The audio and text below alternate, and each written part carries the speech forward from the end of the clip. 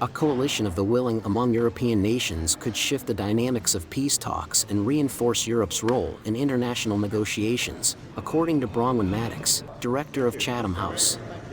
Speaking at a summit in It's London, possible that the Maddox coalition of the emphasized willing that Europe's strategic can commitment could turn things influence around global in terms decision-making. of the dynamics of peace talks.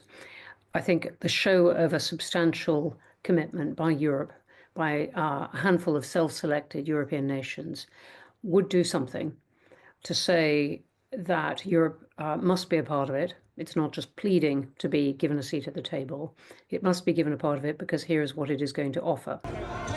Have some problems. The Ukrainians are the first to point this out and say, look, what we don't want is to give Russia a month off to regroup, to get its drones together, to get more soldiers ready for the front line. That's if it's not backed up by some kind of enduring peace, that's almost the worst.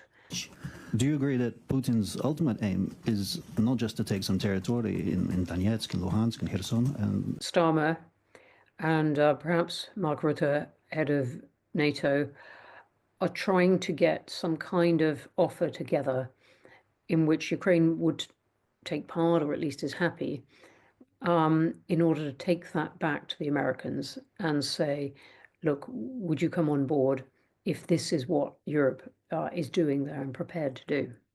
So She also warned of the risks a temporary ceasefire could pose for Ukraine, potentially giving Russia time to regroup. Meanwhile, UK Prime Minister Keir Starmer and NATO Secretary-General Mark Rutte are working to align European efforts with US support for Ukraine, highlighting the critical role of Washington in future peace negotiations. If he goes back, though, he is going to have to go as a supplicant,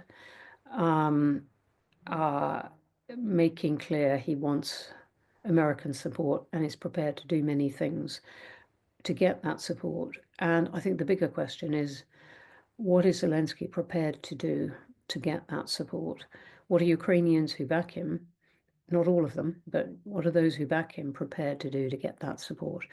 And what pressure is Europe prepared to put on him to get the Americans into a deal? And that's where the real discomfort is. The suit is the garnish on the top.